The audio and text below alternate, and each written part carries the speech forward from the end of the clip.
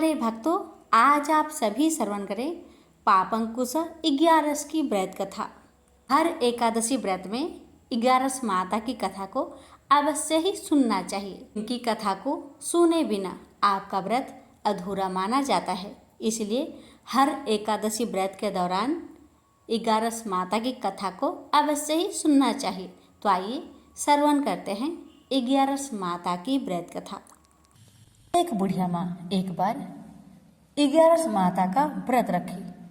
बड़ी ही भाव भक्ति से पूजा अर्चना की। उन्हें वृद्ध अवस्था में क्या बाधा थी, वो तो अपने पुत्र पौत्रों की सुख सुविधा के लिए व्रत रखने लगी। वे दिन भर तो जरा कठोर मन करके अपनी प्यास को रख रही।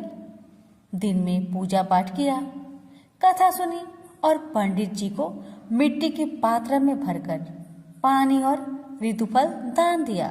दोनों भर भर कर बूरा वितरण किया। उन्हें गर्मी के कारण बहुत बेचैनी हो रही थी। इस कारण से बड़ी देर तक पानी में पड़ी रही और पानी की कुल्ला करती रही, मुंह धोती रही। तब कहीं थोड़ा बहुत धैर्य बंध पाया। धूप तो तेज पड़ रही थी, इस कारण बार बार मुंह सूख रहा था। बूढ़ी माँ बहुत बेचैन हो रही थी। एक बुढ़ापा और दूसरे ये भयंकर गर्मी। वृद्ध अवस्था की स्थिति तो कुछ दूसरे ही प्रकार की होती है। ऐसे तैसे रो धो के दिन कट पाया। अब पहाड़ सी रात सामने थी, उसका काटना बड़ा ही कठिन दिखाई दे रहा था। खटिया पर पड़े शांति नहीं मिल रही थी। वे बार बार करवट बदल रही थी। अनेक बार वो बाहर जाती और भीतर आती। उन्हें घर के अंदर शांति नहीं थी। वे पड़ी पड़ी एकादशी माता का स्मरण करती रही। वे कहती रही कि हे माता जी, आप मेरी लाज रखेगा, आप ही मुझे शक्ति दे दीजिएगा जिससे मैं भली भांति आपका व्रत कर सकूं और ये पहाड़ सी रात शांति पूर्वक व्यतीत हो सके। प्यास के कारण बूढ़ी माँ की बेचैनी तो बढ़ ही रही थी। उन्होंने धैर्य रखने का बहुत प्रयास किया, किंतु सहनशीलता की सीमा टूट गई और वे घबराकर एकदम चिल्ला पड़ी। बोली, बचाओ बचाओ बचाओ। अम्मा का चिल्लाना सुनकर परिवार भर के नर नारी, बच्चे और पड़ोसी एकत्रित होकर बूढ़ी अम्मा की खटिया के समीप पहुंच गए। सबने पूछा, अम्मा जी, आपको क्या हो गया? आप क्यों चिल्ला पड़ी है? आप इस वृद्धावस्था में ये कठिन व्रत क्यों कर रही हैं? अम्मा जी ने कहा, शक्ति से ही भक्ति होती है। थोड़ी ही देर में वे फिर से बोली कि अरे, हमारे प्राण तो ही निकल जा रहे हैं। मेरी छाती पर ठंडे पानी का घड़ा रख दीजिए। नातियों ने दादी की छाती पर ठंडे पानी का पात्र रख दिया। तब कहीं उन्हें थोड़ा बहुत आराम मिला और थोड़ी देर के लिए उन्होंने अपनी आंखें बंद कर ली।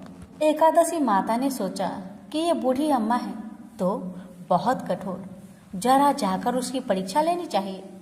वे आधी रात को मुर्गा बनकर टेर लगाने लगी।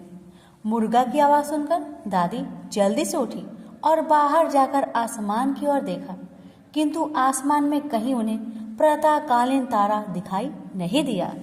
वे सोचने लगी कि ये मुर्गा क्यों और कैसे बोल गया है। ये तो आधा रात मालूम प्रतीत होता है। उन्हें प्यास तो बहुत लग ही रही थी।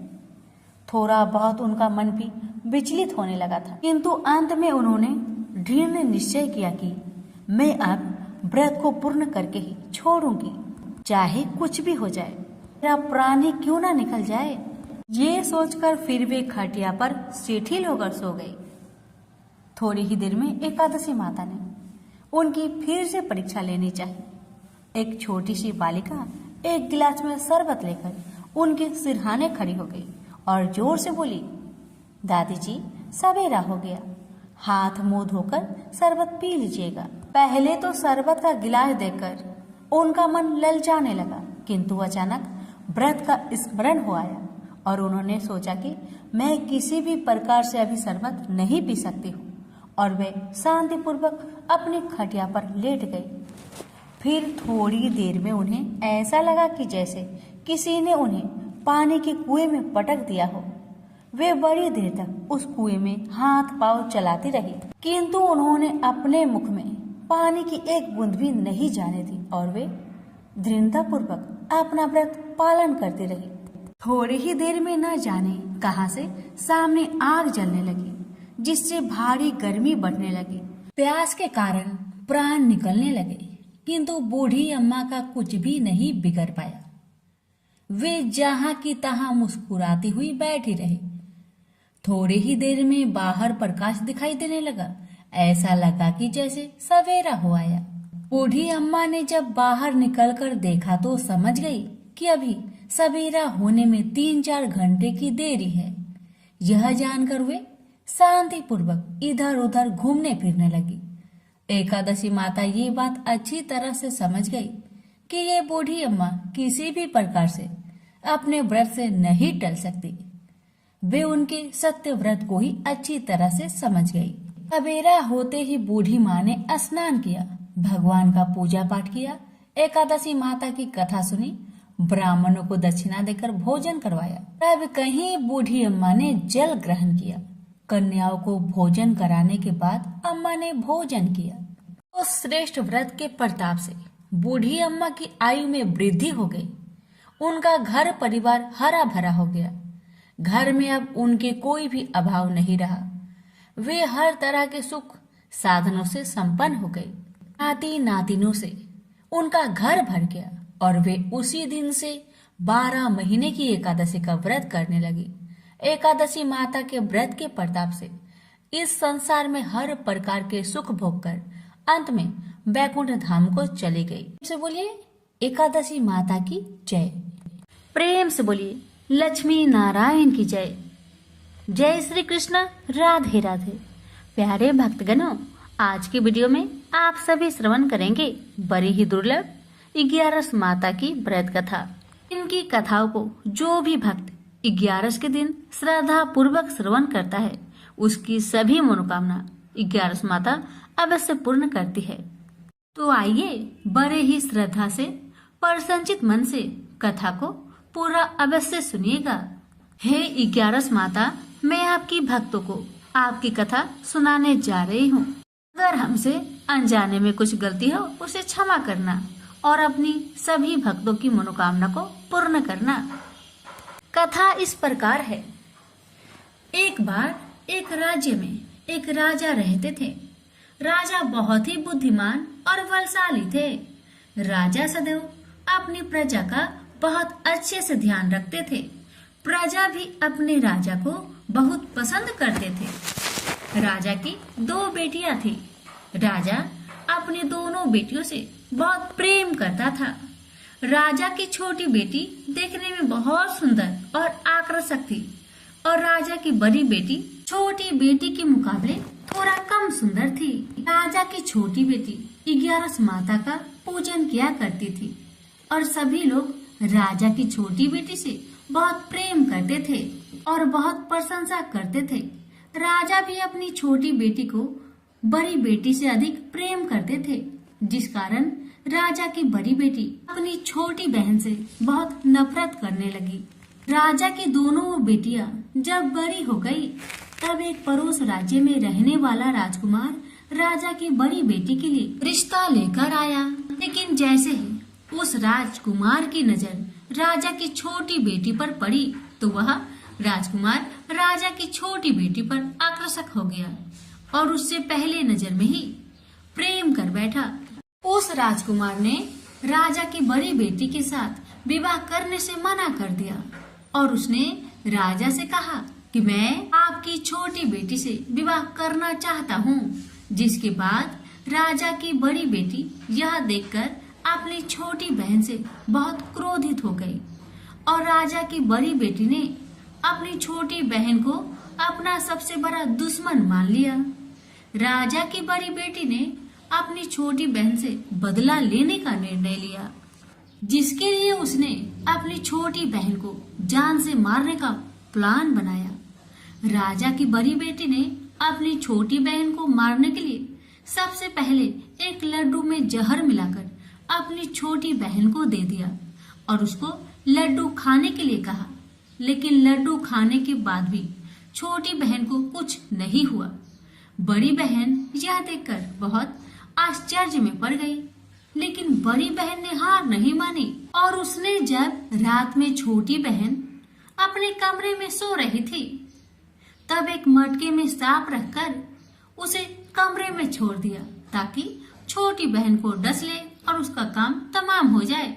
लेकिन सांप भी छोटी बहन का कुछ नहीं कर पाया, जिसके बाद बड़ी बहन ने अपनी छोटी बहन से कहा कि चलो हम लोग कुएं से पानी भरकर लाते हैं, जिसके लिए वह छोटी बहन को पानी भरने के बहाने कुएं के पास ले गई और उसने अपनी छोटी बहन को कुएं में धक्का दे दिया। लेकिन 11 माता की कृपा से छोटी बहन को तब भी कुछ नहीं हुआ, क्योंकि हर बार 11 माता उसकी रक्षा कर रही थी।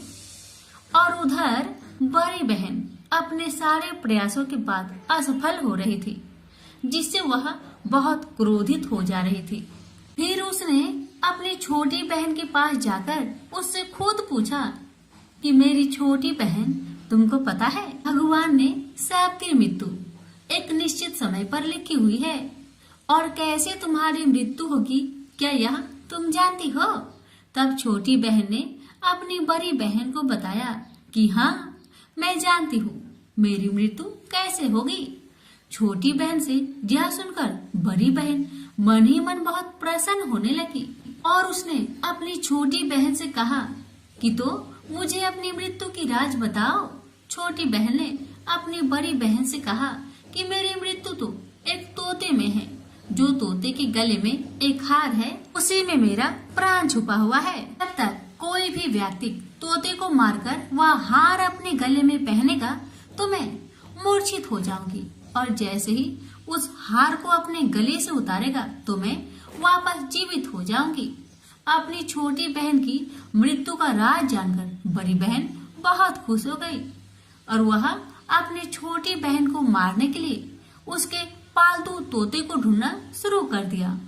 और छोटी बहन को इस बात का आभास तक न हुआ कि कोई उसकी जान लेना चाहता है, जिसके लिए वह अपने पिताजी के पास गई और उसने अपने पिताजी से कहा कि पिताजी, मेरी मृत्यु के बाद आप मुझे जलाइएगा मत, बल्कि आप मुझे अपनी पुरानी हवेली में एक पलंग में लेटाकर छोड़ दीजिएगा। अपनी छोटी लड़की की यह बात सुनकर राजा बहुत आश्चर्य में पड़ गया और उसने अपनी बेटी से पूछा, बेटी, तुम यह क्या कह रही हो? तब राजा की छोटी बेटी ने बताया, पिताजी, समय किसी के लिए नहीं रुकता है, कब क्या हो जाए किसी को कुछ पता नहीं है। और फिर राजा ने अपनी छोटी बेटी से कहा कि तुम ऐसी बातें क्यों कर रही हो? 2-3 दिन में तुम्हारा विवाह है। लेकिन छोटी बेटी ने अपने पिताजी को ऐसा करने पर मजबूर कर दिया और उसने वचन ले लिया। राजा ने भी अपनी छोटी बेटी की बात स्वीकार कर ली और 2-3 दिनों के बाद जब शादी का समय आया तब राजकुमार बारात लेकर राजा के घर आया और राजकुमार और राजा की छोटी बेटी का विवाह शुरू हो गया।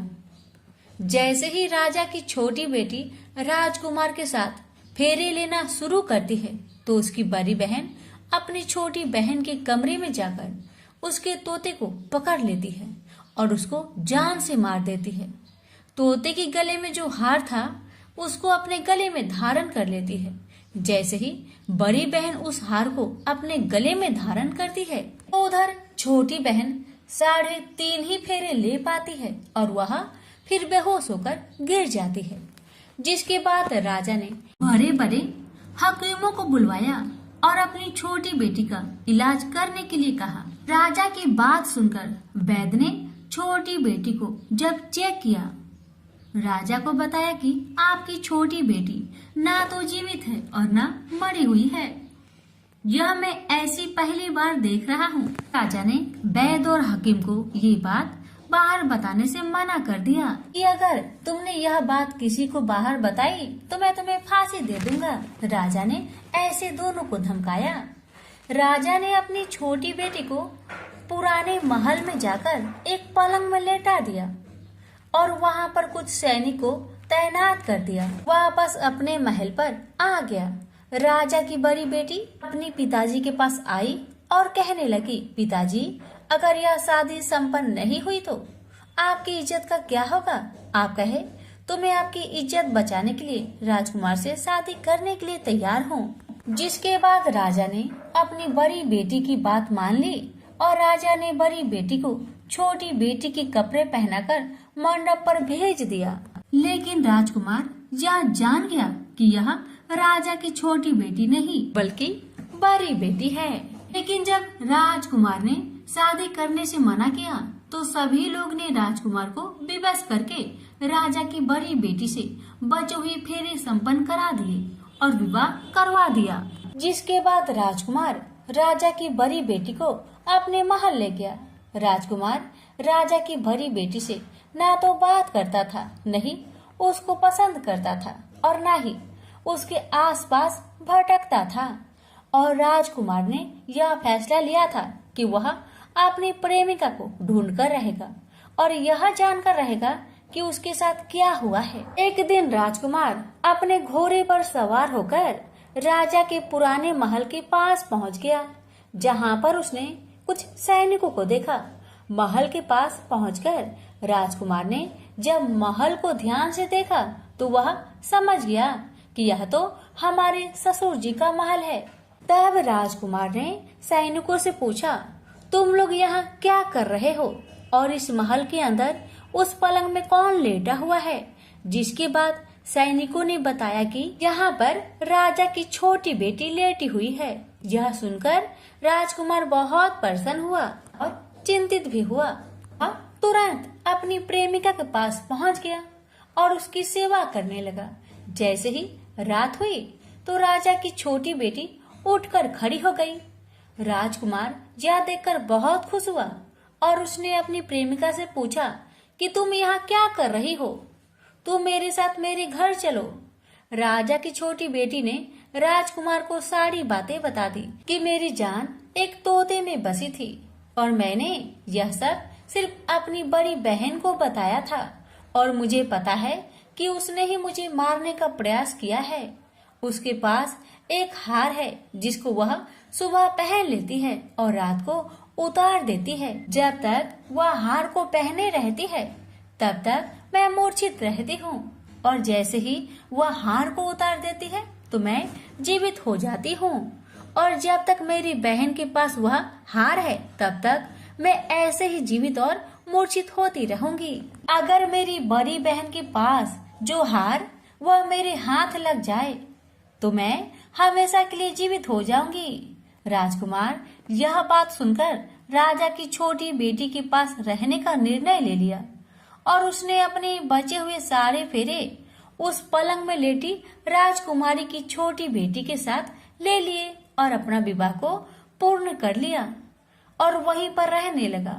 देखते ही देखते कुछ समय में राजा की छोटी बेटी और राजकुमार की पत्नी पेट से हो गई। एक दिन राजकुमार को किसी काम से बाहर जाना पड़ा। तब छोटी बहन के पेट में बहुत तेज दर्द होने लगा, जिसके बाद उसने 11 माता का ध्यान किया। जिसके बाद वहां पर 11 माता प्रकट हुई और उन्होंने अपने भक्तों के दर्द को दूर किया और एक पुत्र की प्राप्ति करवाई। और वहीं पर अचानक से राजकुमार भी आ गया। राजकुमार ने 11 माता को देखा तो वह आश्चर्य हो गया और उसने तुरंत माता को प्रणाम किया और 11 माता ने राजकुमार से कहा, जब तुम्हारा बेटा 5 वर्ष का हो जाए तो तुम अपनी पत्नी के हार आकर इसके गले में डाल देना। और देखते देखते राजकुमार और राजा की छोटी बेटी का पुत्र 5 वर्ष का हो जाता है। तो राजकुमार अपने बेटे से कहता है कि बेटा, मैं कुछ काम से बाहर जा रहा हूँ, तुम अपनी माता का ध्यान रखना। और वह वहाँ से चला जाता है। राजकुमार को बाहर निकलता देख बड़ी बहन के सैनिक देख लेते हैं और वह बड़ी बहन को जाकर सारी बातें बता देते हैं। जिसके बाद बड़ी बहन अपनी छोटी बहन के पुत्र को वहाँ से उठवा लेती है और उसको मरवा देती है। छोटी बेटी के पुत्र के 2 टुकड़े करवा देती है। पहला टुकड़ा चक्की के पास छुपा देती है और दूसरा टुकड़ा अपनी पलंग के नीचे रख देती है। 11 माता बड़ी बहन की सारी करतूत अपनी आंखों से देख रही थी। उनसे रहा नहीं गया। वह एक भिखारी का रूप लेकर बड़ी बहन के पास चली आती है, जिसके बाद वहां पर भिक्षा मांगने लगती है। बड़ी बहन अपने नौकरों से कहती है कि जाकर भिक्षा दे दो, लेकिन जैसे ही नौकर 11 माता को भिक्षा देने के लिए आते हैं तो माता उन्हें मना कर देती है और कहती है कि मैं तुम्हारे महारानी से ही भिक्षा लूंगी, जाओ जाकर कह दो। इसके बाद बड़ी बहन स्वयं ही भिक्षा देने के लिए माता के पास आती है। तब माता एक बिल्ली का रूप लेकर उसके कमरे में चली जाती है और वहां पर छोटी बेटे के पुत्र के टुकड़े को जोड़ देती है और उसे जीवित कर देती है। उसे वहां से ले जाती है। राजकुमार अपने बेटे को लेकर अपनी पत्नी के पास जाता है और उसे कहता है कि तुम इसका ध्यान रखना। अगर तुम इस बच्चे का अच्छे से ध्यान रखोगी तो मैं तुमसे बात करूंगा। एक दिन राजकुमार बच्चे से कहता है कि तुम मम्मी से उनके गले का हार मांग लो। जिसके बाद राजकुमार का लड़का अपनी मम्मी के पास जाता है और कहता है कि मम्मी, मुझे तुम्हारा हार चाहिए जो तुमने गले में पहन रखा है।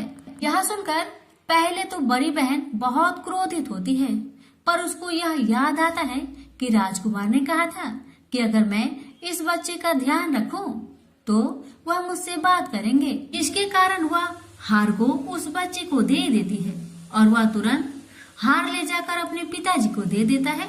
और तभी राजकुमार अपने बेटे को लेकर वहां से जाने लगता है और अपनी पत्नी से कहता है कि तुम हमारे लिए खाना बनाकर रखना, मैं शाम को आकर तुम्हारे साथ खाऊंगा। और वह अपने बेटे को लेकर वहां से चला जाता है। जिसके बाद वह राजा के पास जाता है और उनको सारी बातें बता देता है।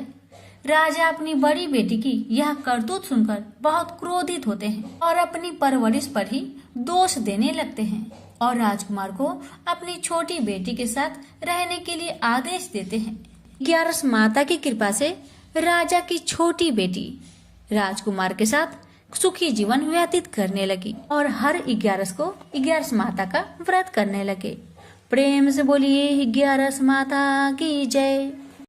ओम जय एकादशी, जय एकादशी, जय एकादशी माता।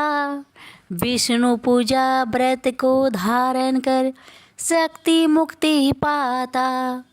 ओम जय एकादशी माता, तेरे नाम गिनाऊं देवी भक्ति प्रदान करने। गण गौरव की देनी माता शास्त्रों में बरनी। ओम जय एकादशी माता, मार्गशीर्ष के कृष्णा पक्ष की उत्पन्न विश्वातारिणी जन्मी। शुक्ल पक्ष में हुई मोक्षदा मुक्तिदाता बनाई। ओम जय एकादशी माता, पौष के कृष्णा पक्ष की सफला नामक है। शुक्ल पक्ष में होए पुत्र दा आनंद अधिक रहे। ओम जय एकादशी माता, नाम सटटिला माघ मास में कृष्ण पक्ष आवे। शुक्ल पक्ष में जया कहावे, विजय सदा पावे। ओम जय एकादशी माता, विजया फाल्गुन कृष्ण पक्ष में शुक्ल आमल की। पाप मोचनी कृष्ण पक्ष में चैत्र महाबली की। ओम जय एकादशी माता, चैत्र शुक्ल में नाम कामदा धन देने वाली। नाम बरुथनी कृष्ण पक्ष में वैशाख महावाली। ओम जय एकादशी माता, शुक्ल पक्ष में होई मोहिनी अपरा ज्येष्ठ कृष्ण पक्षी। नाम निर्जला सब सुख करने कृष्ण पक्ष रखी। ओम जय एकादशी माता, योगिनी नाम आषाढ़ में जानो कृष्ण पक्ष करनी। देव सैनी नाम कहायो शुक्ल पक्ष धरनी। ओम जय एकादशी माता, कामिका श्रावण मास में आवे कृष्ण पक्ष कहिए। श्रावण शुक्ल होए पवित्र आनंद से रहिए। सावन शुक्ल होए पवित्र आनंद से रहिए। ओम जय एकादशी माता।